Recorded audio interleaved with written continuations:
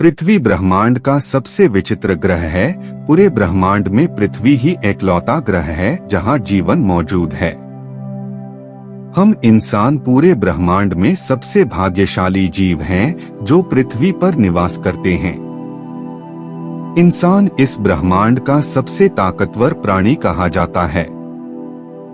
लेकिन क्या हम इंसान धरती पर जीवन की शुरुआत से ही ऐसे ताकतवर हैं? क्या हम मनुष्य ही पृथ्वी के शुरुआती जीव हैं या फिर कोई और था जिसका राज था इस धरती पर हम इंसानों से पहले? आज से करीब 24 करोड़ साल पहले धरती पर रेंगने वाले जीवों जिन्हें डायनासोर कहा जाता था का जन्म हुआ।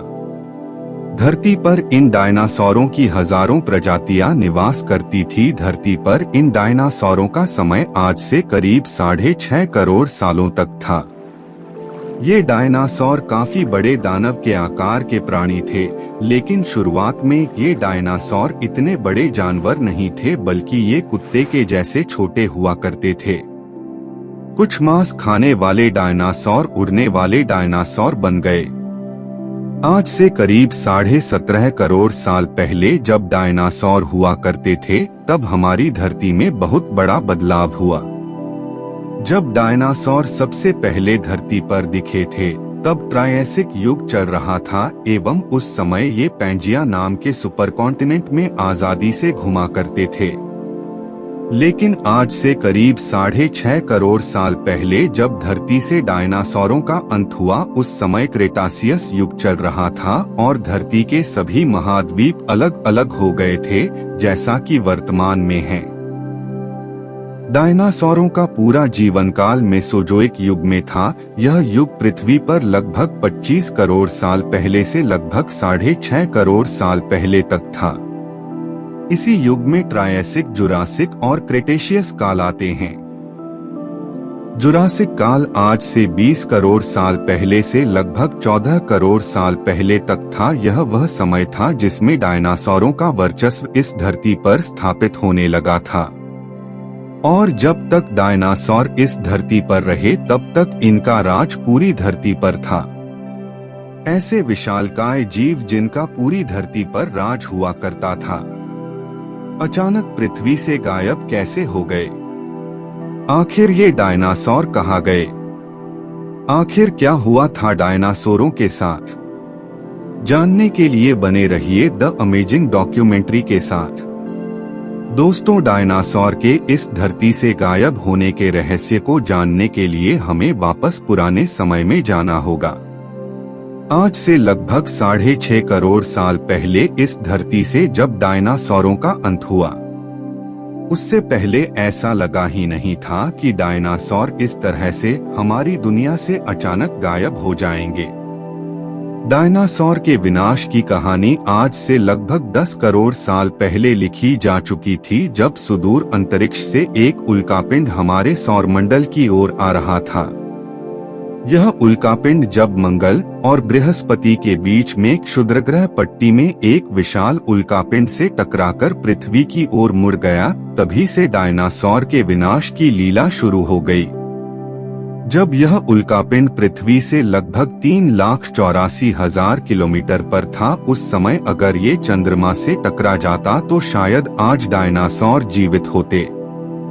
लेकिन महज कुछ पलों के अंतर से यह चंद्रमा से टकराने से बच गया और अब पृथ्वी की ओर आने लगा। जिस दिन ये उल्कापिंड धरती से टकराने वाला था, उस दिन धरती पर मौसम बहुत ही सुहावना था।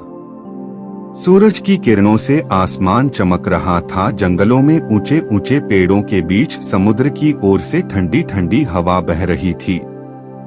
चारों ओर डायनासोरों के चिल्लाने और चिंघाड़ने की आवाजें सुनी जा सकती थी।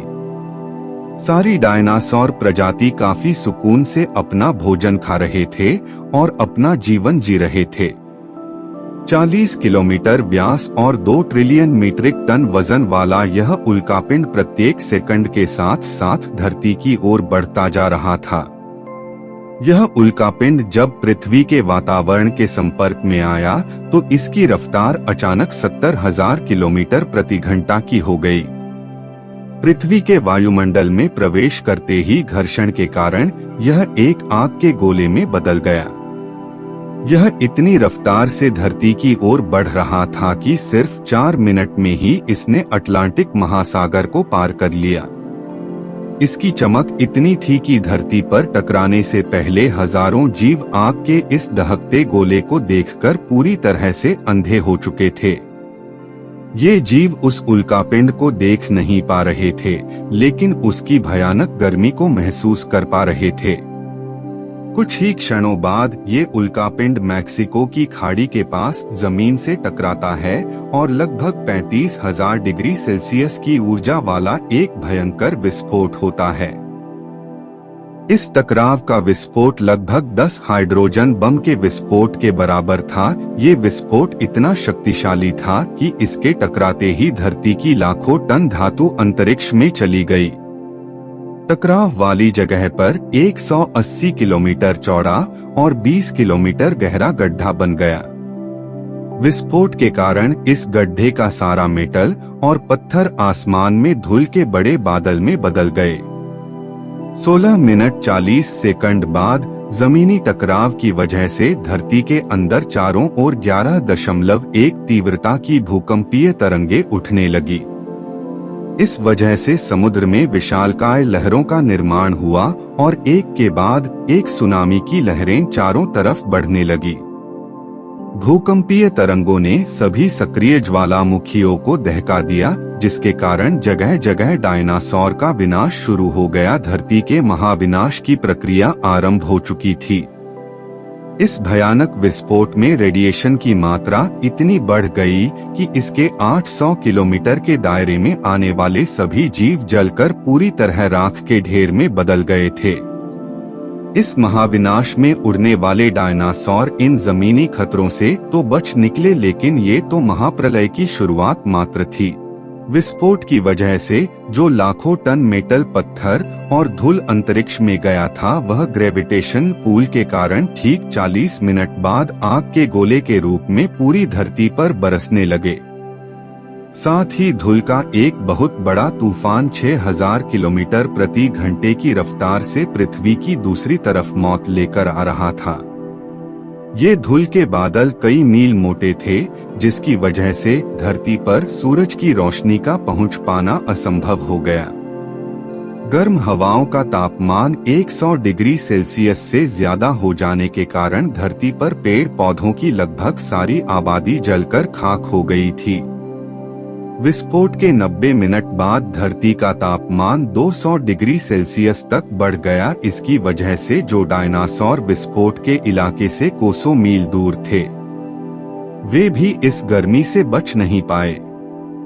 इस महाप्रलय से धरती की कुल 90% प्रजाति पूरी तरह खत्म हो गई थी और जो 10% जीव धरती पर बच गए थे, उनमें से भी सिर्फ वही जीव जिंदा रह सके जिनका वजन 30 किलोग्राम से कम था।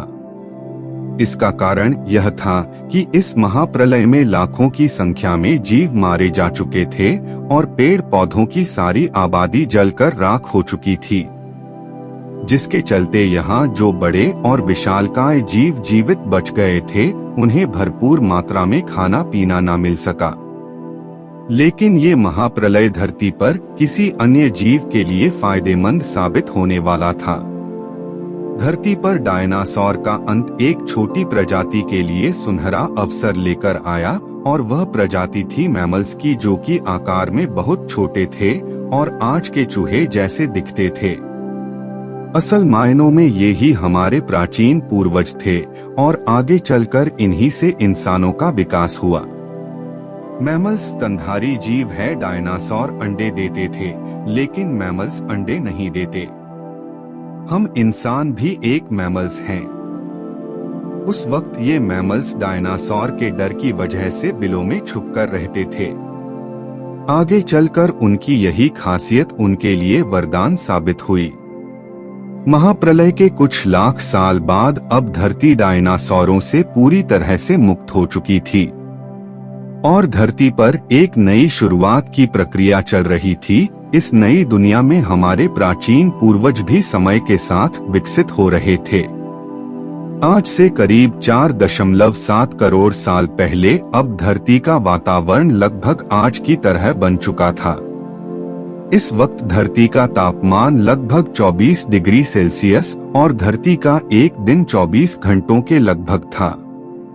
सभी महाद्वीप आज के जैसे ही थे, केवल एक नए भूभाग की रचना बाकी रह गई थी। धरती की टेक्टोनिक प्लेटों में फिर से हलचल हुई जो धरती के दो बड़े बड़े द्वीपों को एक दूसरे के पास ले जा रही थी। ये वही भूभाग है जिसको इंडिया के नाम से जाना जाता है, जो एशिया महाद्वीप से जुड़ गया। इन दोनों भूभागों के आपस में टकराने से एक नई भूश्रृंखला का जन्म हुआ जिसे आज हम हिमालय के नाम से जानते हैं।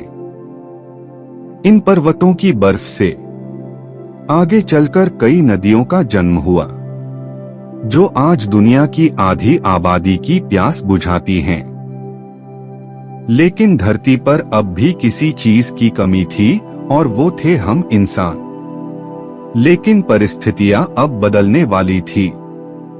आज से करीब 40 लाख साल पहले अफ्रीका के पूर्वी क्षेत्रों में एक नई पर्वत श्रृंखला का निर्माण हुआ, ईस्ट अफ्रीकन रिफ्ट वैली।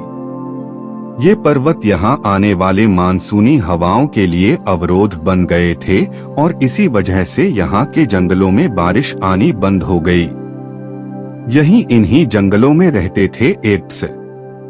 ये पेड़ों के ऊपर रहते थे जहाँ उन्हें खाने की कोई कमी नहीं थी, इस वजह से ये हमेशा पेड़ों पर ही रहते थे। लेकिन अब यहाँ समय के साथ साथ सूखा पड़ने लगा।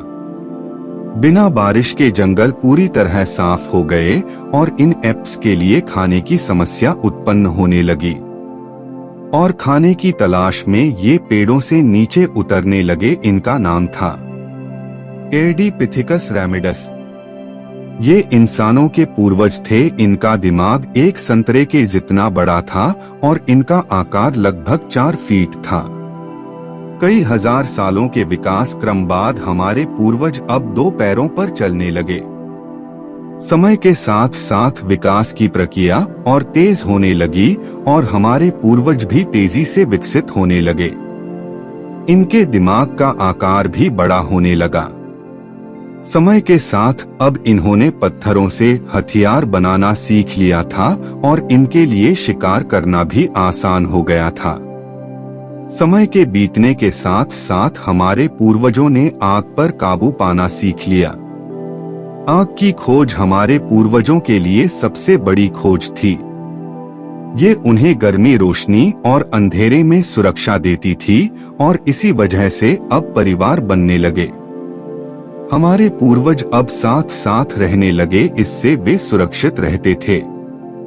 आग में पके मांस को चबाने में कम ऊर्जा खर्च होती थी, इसीलिए अब ये ऊर्जा उनके दिमाग में खर्च होने लगी और हमारे पूर्वजों का दिमाग काफी बड़ा हो चुका था। ये थे होमो इरेक्टस। हमारे पूर्वज जो अन्य जानवरों से ज्यादा होशियार थे और मिलजुल कर रहने वाले पहले जीव थे। इन्होंने अपने संदेश को दूसरों तक पहुंचाने के लिए अलग अलग आवाजें निकालनी शुरू की। इससे हमारे पूर्वजों ने भाषा का निर्माण किया, जिसके जरिए हम बातचीत कर सकते थे और ये हमारी सबसे बड़ी उपलब्धि थी। यही वो आखिरी विकास क्रम था जिसके बाद विकसित होकर हम इंसान बने। आज से करीब 2 लाख साल पहले एक लंबे विकास क्रम के बाद हमारा अस्तित्व शुरू हुआ। हम होमो सेपियंस यानी बुद्धिमान जीव।